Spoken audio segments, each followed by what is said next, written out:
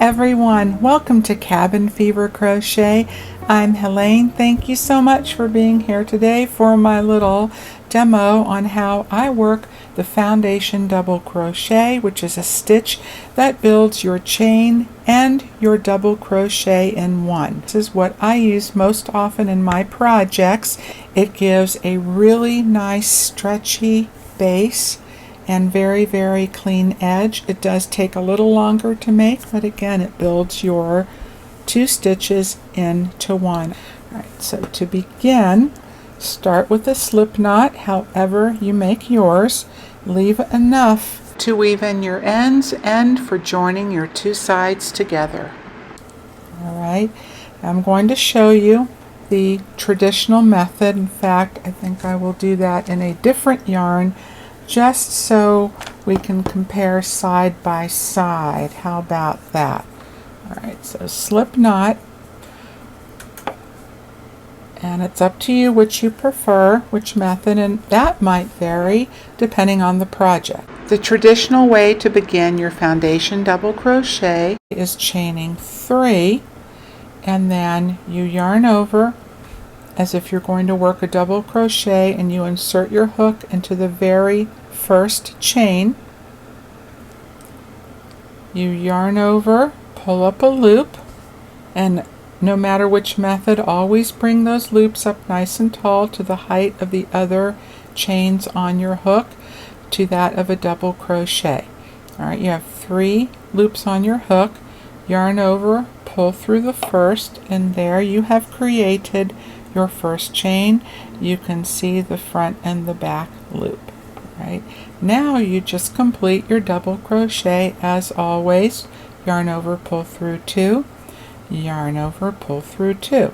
And so here is your first chain, and there is your double crochet. You can turn that sideways with the tail end hanging off to the end a little bit, and you can see that better.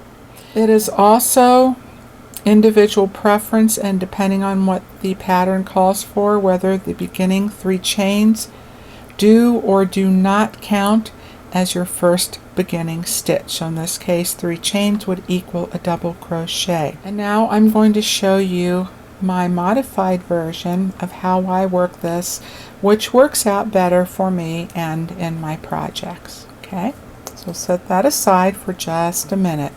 And then when I finish this example, I will show you the 2 side by side. I did work up just a little bit more length on the first example, so to give you more of an idea why in many projects I prefer this simple adjustment over the chain 3 that I will show you in a full demo now. I chain 2 instead of 3. I yarn over, and instead of working into the chain, I will begin in that back loop, the center back loop, the 3rd stitch, that raised loop in the back. Insert my hook, and then I complete the rest the same. Yarn over, pull up a loop, 3 loops on my hook, yarn over, pull through the first, and I take my thumb and I place it on the first, which is the chain. And that way, because if you're newer to working this stitch, you know just where it is. Now you can take a stitch marker, stop here, place your stitch marker in this chain until you get more of a feel and visual for it. And then go ahead, complete your double crochet as usual. Yarn over, pull through 2, yarn over, pull through 2. Okay, and my first 2 chains again do not count as a stitch.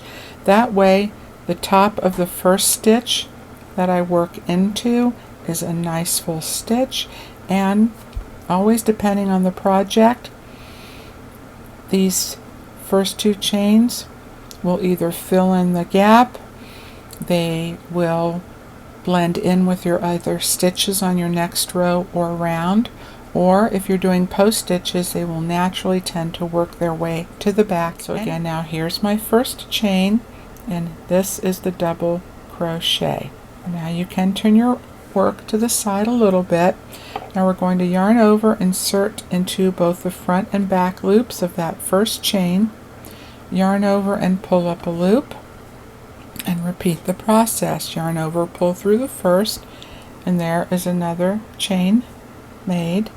Now complete your double crochet, yarn over, pull through 2, yarn over, pull through 2, and you see how I slid my thumb and my finger up as I worked to hold on to that chain so I know just where to insert my hook back into again.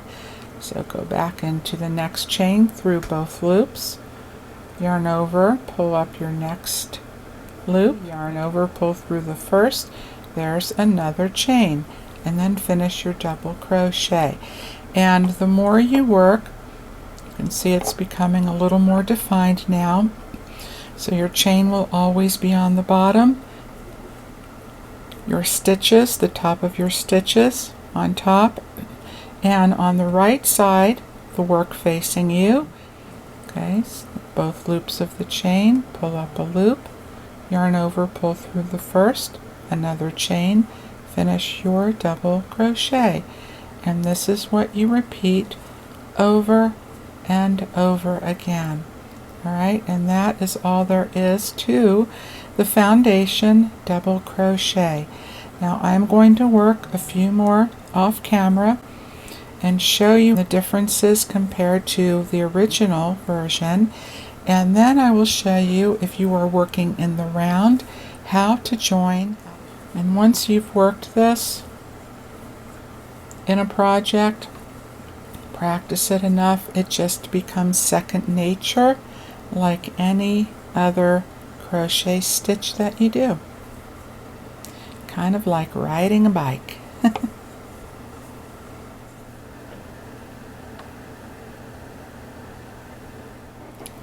After you've worked your foundation double crochet to the length your pattern calls for, if you are working in the round to join the two ends, you want the right side of your work to be on the outside and the wrong side on the inside.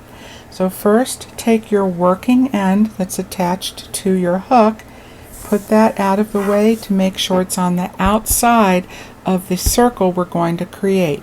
Then now take your tail end, bring it around, and turn it right side out, wrong side now facing you. So that way when you go to join, the right side is on the outside. And then now do not work into the first two chains. Remember, those did not count as a stitch, but just slip stitch into the top of your very first full stitch, your double crochet, and then slip stitch into that. And what I do to keep my work from twisting, especially say if you're doing an infinity scarf or even a hat, even with the foundation double crochet, it still can twist on you a little bit. So I would take a stitch marker, this is what I do, and I connect through one side and then the first stitches on the other side, just to hold those in place until I make my first full round of my next round, whatever the stitches call for, and that will keep it together. And once you've completed that second round, then you can take that stitch marker out, or if you don't have one handy, you can just go under that first bottom chain there and pull your tail end through.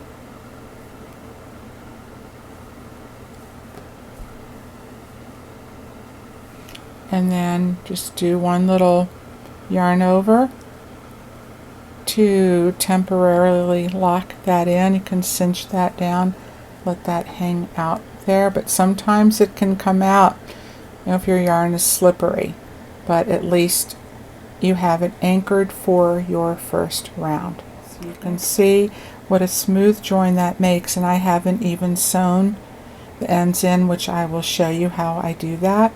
And once you do your complete join and sew your ends in here, this will blend in even more, tuck to the back a little bit. And now let's compare to the original method to my modified method. Alright, so say I am joining.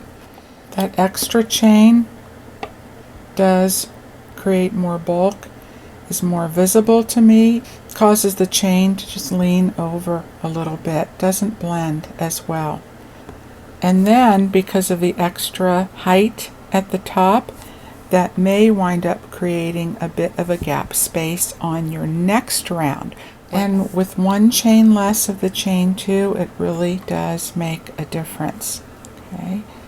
And now if I were to join in the top of the chain 3 instead as my first double crochet,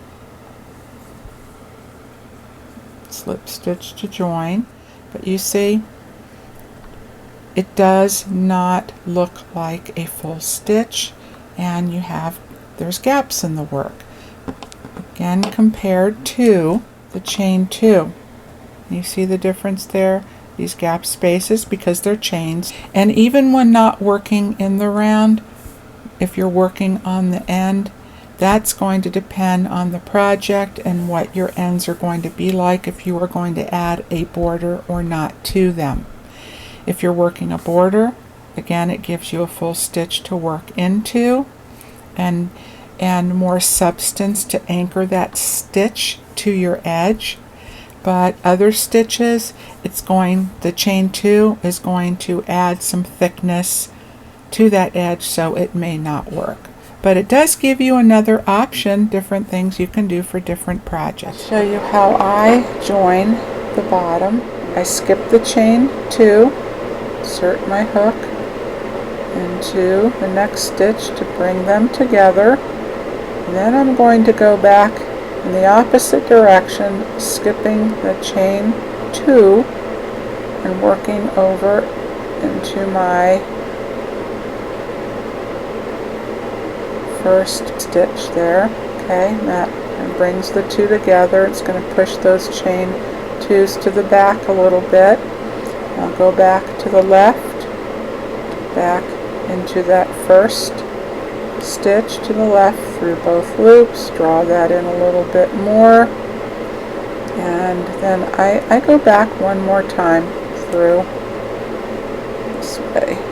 And then what that does is that helps fill it in a little bit at the top too, so you don't have any dips where you joined. Right, and then again go to the back of my work and just start weaving in my ends back and forth, nice and smoothly and gently, no more tugging. And we don't want to over tighten that area, because then that will pull that top part down. Okay, my fiber friends, that is it for today's tutorial. Thank you all so much for being here as always. Hope to see you again next time, and until then, take good care.